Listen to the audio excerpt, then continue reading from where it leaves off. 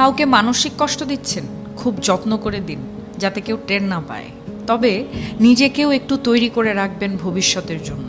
যে কষ্টগুলো কাউকে দিচ্ছেন, দুনিয়াতে তার পুরোটা না হলেও মিনিমাম 1/3 ভোগ তো করেই যেতে হবে আপনাকে। গোলাকার এই পৃথিবীতে আপনার দেয়া কষ্টগুলো ঘুরে ফিরে কিন্তু আপনার কাছে একদিন না একদিন ফেরত আসবে। আপনি নিজেই আত্ম অনুশোচনায় ভুগতে ভুগতে একটা সময় শেষ করে দেবেন নিজেকে, যা হয়তো আপনার সো কল্ড ইগোর জন্য ওই মানুষটার কাছে ক্ষমাও চাইতে পারবেন না। আমাদের সবার মনে রাখা উচিত, মানুষের দীর্ঘশ্বাস খুব খারাপ হয়।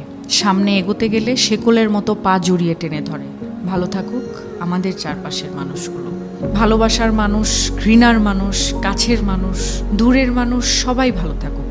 অভিশাপ না দিলেও রুহের হায় বলে একটা কথা আছে, যাকে রিভেঞ্জ অফ নেচার বলে, যেটা আমাদের বিশ্বাস করতেই হবে। প্রকৃতি কিছু ভোলে না, সময়ের ব্যবধান মাত্র। সময় মতো হয়তো আমরা বুঝে উঠতে পারি না ঠিক কোন কাজের শাস্তি পাচ্ছি। কাউকে কষ্ট দিয়ে, অপমান করে, কাউকে কাঁদিয়ে, কাউকে কথা দিয়ে বেমালুম ভুলে যাই আমরা। কিন্তু মনে রাখবেন, প্রকৃতি কখনো ভোলে না, প্রকৃতি ক্ষমা করে না।